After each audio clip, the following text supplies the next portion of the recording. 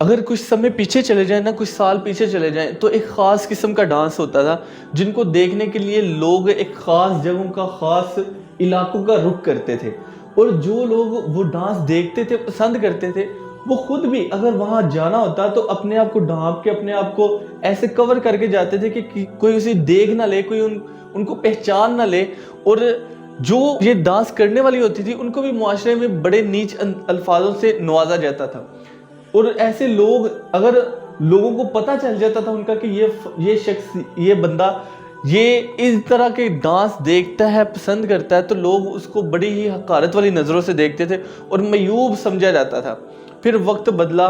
اور لوگ سینما کی طرف جو رخ کرتے تھے ان کو معیوب سمجھتے تھے، سینما کو اتنا اچھا نہیں سمجھا جاتا تھا۔ جو شخص سینما دیکھنے جاتا تھا یا کوئی سنتا تھا کہ فلاں شخص سینما گیا تو وہ اس کو بھی معیوب سمجھا جاتا تھا، عیب والا سمجھا جاتا تھا، کوئی اچھی چیز نہیں سمجھی جاتی تھی۔ لیکن وقت بدلا اور وہی خاص قسم کا ڈانس ہمارے موبائلوں میں دیکھا جا رہا ہے، ٹک ٹاک کی شکل میں، اور بہت سے لوگ اس کو دیکھتے ہیں، اس کو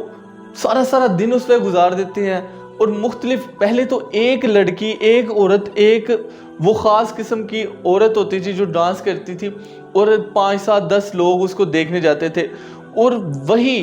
اب بے شمار سینکڑوں کے لحاظ سے لڑکیاں، عورتیں ہیں جو وہی ڈانس پرفارم کرتی ہیں، اور دیکھنے والے ان گنت، ہر موبائل میں تقریباً وہ چیز، وہ ٹک ٹاک، وہ ایپ موجود ہے جس کے ذریعے لوگ ان کو دیکھتے ہیں، اور اس کو معیوب نہیں سمجھا جاتا۔ کوئی شخص اس کو عیب نہیں سمجھتا کہ یار یہ شخص، یہ انسان، یہ لڑکا، یہ نوجوان، یہ بھائی، یہ بیٹا، یہ باپ ہمارا یہ چیز دیکھ رہا ہے، اور اس کو معیوب ہی نہیں سمجھا جاتا۔ کوئی سمجھتے نہیں کہ یہ ڈانس دیکھنا، یہ اس طرح کا کوئی کلپ دیکھنا کوئی معنی رکھتا ہے، کوئی عیب والی چیز ہے۔ اس دور کی جو عورتیں ہوتی تھی ان کا پھر بھی کوئی ڈانس کسی لحاظ سے ڈھانپا ڈھونپا ہوتا تھا، اور پھر بھی لوگ اس کو معیوب سمجھتے ہوئے ان کو معاشرے میں رسپیکٹ نہیں دیتے تھے۔ اور آج اس وقت اس سے کئی گنا گھٹیا اور بے ڈھنگا ڈانس ہو گیا ہے، جس میں انتہا قسم کی فحاشی ہوتی ہے، اور اس چیز کو لے کر لڑکیوں کو ایوارڈ سے بھی نوازا جا رہا ہے اور بہت سے تمغوں سے نوازا جاتا ہے۔ ابھی میں دیکھ رہا تھا کہ چند دن پہلے ایک کلپ وائرل ہوا ہے لڑکی کا، جو ایک مہندی فنکشن ہے اس پہ ڈانس کر رہی ہے، اور وہ ڈانس بھی کوئی خاص نہیں ہے، بس ایک سمپل سا ایک کلپ وائرل ہو گیا، اور ہر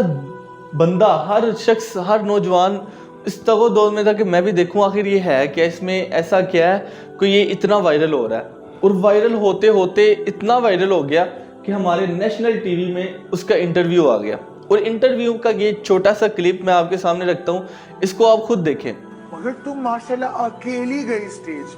اب دکھانے والی یہ چیز ہے کہ اس میں جو ہوسٹ لڑکی ہے وہ اس لڑکی کو اپریشیٹ کرتے ہوئے کہہ رہی ہے کہ ماشاءاللہ آپ نے خود ہمت کی اور آگے بڑھی۔ مجھے اس چیز کا اتنا دکھ ہے کہ ہم لوگوں کا یہ المیہ کہ ہمیں پتہ ہی نہیں کہ ہم نے یہ ماشاءاللہ، الحمدللہ، جزاک اللہ، انشاءاللہ کہاں پہ استعمال کرنا ہے۔ کیا یہی چیزیں رہ گئی ہیں کہ ان میں ماشاءاللہ بولا جائے؟ کیا اس کا بڑا ایک دینی کام تھا جس کی وجہ سے اس کو اپریشیٹ کیا جا رہا ہے؟ کیا اس نے کوئی پاکستان کے لیے، قوم کے لیے، کوئی انسانیت کے لیے کوئی بہت بڑا کارنامہ سر انجام دیے کہ اسے نیشنل ٹی وی میں بلا کر اس کی جے کار کی گئی ہے، اور اس کے اس عمل پر، جو ایک چھوٹا سا کلپ اس کا وائرل ہوا، اس کے اس عمل پر اس کو نوازا جا رہا ہے، اس کو اپریشیٹ کیا جا رہا ہے، ماشاءاللہ جیسے ورڈ بولے جا رہے ہیں۔ ہمارا ایک مسلمان کنٹری کا یہ المیہ نہیں ہونا چاہیے، ہمیں اس چیز کا علم ہونا چاہیے، ہمیں اس چیز کا پتہ ہونا چاہیے کہ ہم کیا کر رہے ہیں، کہاں جا رہے ہیں۔ نبی اکرم صلی اللہ علیہ وسلم نے فرمایا کہ اللہ تعالیٰ کو وہ آواز بڑی محبوب ہے جس میں اللہ اور اللہ کے رسول صلی اللہ علیہ وسلم کا ذکر ہو، اور وہ آواز بڑی ناپسند ہے جو گانے ڈول ڈمکے ہوتے ہیں۔ اور ہمارا یہ المیہ بن گیا کہ ہم نے قرآن و حدیث والی بات کو تو سننا ہی نہیں نا ہے، اور گانے والی ایک چھوٹی سی بات، ایک چھوٹا سا کلپ اس کو اتنا وائرل کر دیا ہے کہ وہ لڑکی سوشل میڈیا سے اٹھ کر ایک نیشنل ٹی وی شو کا حصہ بن گئی۔ اور اس کے ساتھ ساتھ ایک نیوز بھی بریک ہوئی ہے کہ 4000 پی ایچ ڈی اسکالرز جو ہیں وہ بے روزگار ہیں، اور یہ ایک چھوٹے سے کلپ پر وائرل ہونے والی لڑکی نے 3-4 دن میں 2-3 کروڑ ارن کر لی ہیں۔ اب یہاں پہ آپ خود سوچیں کہ ہماری جو آنے والی نسل ہے، ہمارے نوجوان، وہ اللہ کے دین کی طرف جائیں گے یا ناچ گانے کی طرف جائیں گے؟ ان کو تو وہیں پہ زیادہ پیسہ، وہیں پہ زیادہ سکوپ، وہیں پہ زیادہ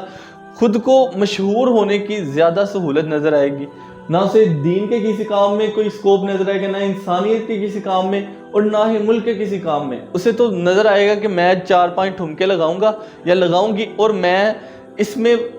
بے شمار دولت اور بے شمار شہرت حاصل کر لوں گی۔ اب چند دن گزرنے ہیں، اسی لڑکی نے کسی ڈرامے میں بطور ایکٹریس آ جانا ہے۔ کیا ہمارا عالمی ہے کہ ہم نے کسی چیز کو بھی، کسی بھی ایک چیز کو، میں ایک یہاں پہ سوچتا ہوں کہ اس کو وائرل کس نے کروایا؟ ہم نے کروایا۔ ہمارا مائنڈ، ہماری سوچ ان چیزوں کی طرف جاتی ہے، بھاگتی ہے، ان چیزوں کو اپنی لپیٹ میں لیتی ہے، تبھی تو ان چیزوں کو ہم دیکھتے ہیں، ایک دوسرے کا شیئر کرتے ہیں اور اس طرح کی چیزوں کو ہم وائرل کروا دیتے ہیں۔ جب ہم خود اپنے اندر یہ چیز فیل کریں گے نا کہ یار ہمیں قرآن و حدیث سننا ہے، ہمیں قرآن و حدیث پر عمل کرنا ہے، ہمیں قرآن و حدیث کی باتیں جو ہے لوگوں تک پہنچانی ہے، تو تب ہم اس طرح کی چیزوں کو ایسے پسے پش ڈال دیں گے کہ یہ بنانے والے اور اس طرح کے عمل کرنے والے، ان کا کیڑا خود ہی ختم ہو جائے گا۔ لیکن ہم خود یہ چاہتے ہیں، ہم خود اس چیز کو پسند کرتے ہیں، تبھی تو اس طرح کی چیزیں وائرل ہو جاتی ہیں۔ اور بے شمار قرآن و حدیث کی اتنی اچھی باتیں جو آج ہمیں اپلائی کرنے کی بہت ضرورت ہے، وہ پیچھے کی پیچھے رہ جاتی ہیں۔ میں نے ایک تصویر دیکھی جو ایک روسی جنگ کے دوران انہوں نے کیپچر کی ہوئی تھی۔ وہ تصویر کیا تھی کہ خالد ابن ولید رضی اللہ تعالی عنہ کی ایک لکھی ہوئی بک، ان کے اوپر لکھی ہوئی بک تھی، تو وہ ہاف جلی ہوئی تھی۔ تو وہ انہوں نے کہا کہ یہ روسی ٹینک کے اندر سے برآمد ہوئی ہے۔ اوپر کیپشن دیا ہوا تھا انہوں نے کہ یہ روسی ٹینک کے اندر سے برآمد ہوئی ہے۔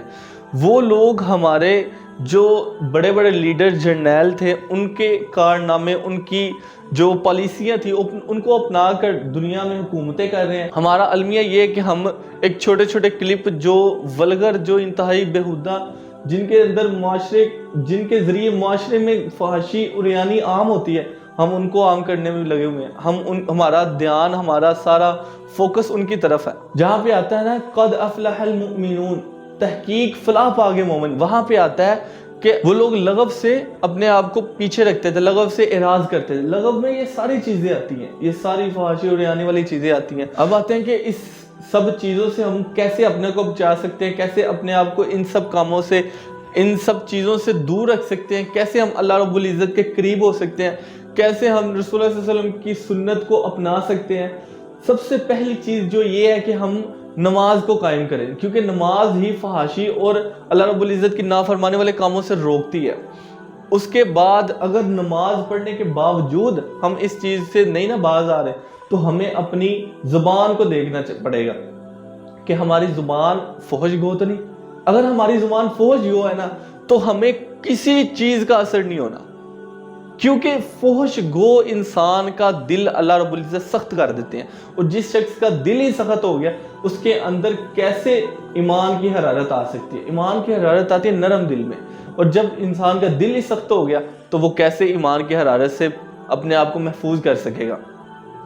نماز پڑھیں، نماز کے ساتھ ساتھ اپنی زبان کو کنٹرول میں رکھیں، اپنی زبان سے ہمیشہ اچھی بات کریں۔ رسول اللہ صلی اللہ علیہ وسلم نے فرمایا کہ جو شخص اللہ اور آخرت کے دن پر ایمان رکھتا ہے نا، اسے چاہیے کہ وہ خیر کی بات کہے یا چپ رہے۔ اپنے آپ کو اس چیز میں ایسا ڈالو کہ فحش گوئی کرنی نہیں۔ انسان ہے، عادت جاتے جاتے وقت لگتا ہے، جب بھی ایسی کوئی بات منہ سے نکل جائے فوراً اعوذ باللہ پڑھے، استغفر اللہ پڑھے، اللہ رب العزت سے معافی مانگے۔ اللہ رب العزت ضرور آپ کے دل کو نرم کر کے اور اس کے اندر ایمانی حرارت کو ضرور